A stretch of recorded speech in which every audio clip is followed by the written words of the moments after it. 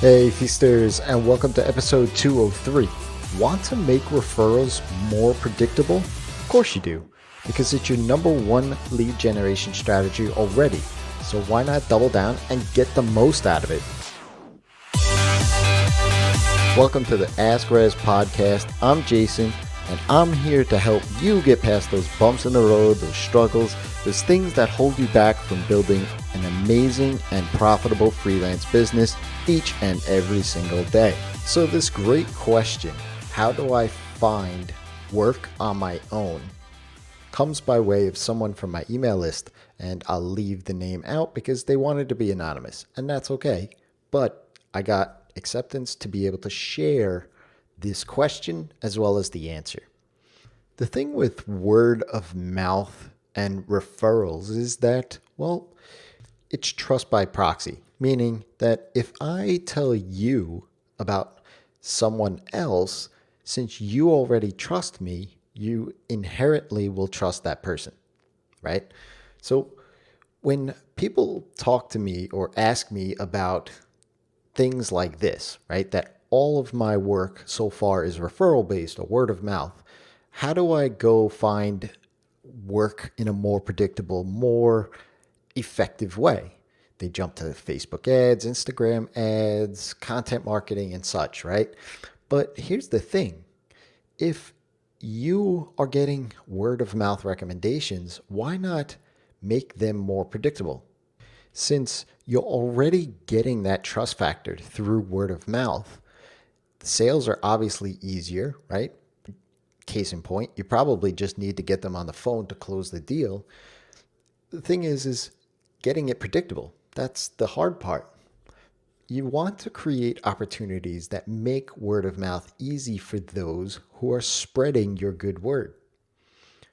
Even though that this was a question that came by way of someone through my email list, I wanted to share it here because I'm sure that word of mouth is your number one lead generator. I want to share with you two specific strategies to help you make your word of mouth more predictable. First strategy is a follow-up sequence. Obviously, those three words you have heard me say before. When you are getting word of mouth, you are building the warmest leads outside of you talking to them that you can. They are getting a personal recommendation of you from someone that they already trust. The next step for you is to really get them sold by presenting your solution. To access that trust by proxy, once somebody becomes a past client of yours, put them in a queue for follow-up sequence. It's super simple and not complicated. Send them 4 emails. You could do it more, but start off with 4 that are spread out 30 days, 60 days, 90 days, and 120 days after you've offboarded them. Each time you send them an email, you're sharing with them something else that they could be doing with what you have already given them. Share with them how much you enjoyed working on the project and ultimately asking for that referral. All you have to say is, if you know anyone who may be interested in solving this problem like yourself, feel free to forward this email to them or introduce us and I can take it from there. The thing is your past clients should also be in your long-term nurture sequence or your evergreen newsletter sequence. So between this super focused follow-up as well as your newsletter, that's plenty of touch points for them to keep you front of mind, even though that they aren't working with you anymore. The second thing is create a memorable experience. Do something special to create a memorable moment that's remarkable. The word remarkable is the key point here. You want to make this as simple as possible, but something someone else talks about. Laura Elizabeth, a designer who was on Live in the Feast back in season 1, shared that she would send her clients a gift card for Starbucks right from the start.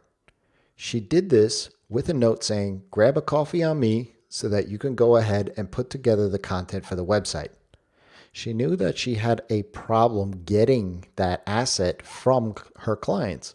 So she created an opportunity to create that memorable moment, as well as get the things that she needs for the project to be successful. Chris Bitliff, who was also on Living the Feast, except only a couple of weeks ago in season 4, owner of Not Really Rocket Science, shared that once he has a sales call with a lead, he's gathered up enough data on that lead to send them a link to a custom-built landing page of resources. I mean, both of these things are brilliant ideas, and they are remarkable because it creates an experience that's working with either of them. Think about what you can do that is remarkable and creates a great experience for your customers. Things that will delight them and make you a referable asset and service provider. If you have a question, ask Rezzz. Find me on Twitter at Rezzz or hop onto my email newsletter and let's have a conversation over there. Until next time, it's your time to live in the feast.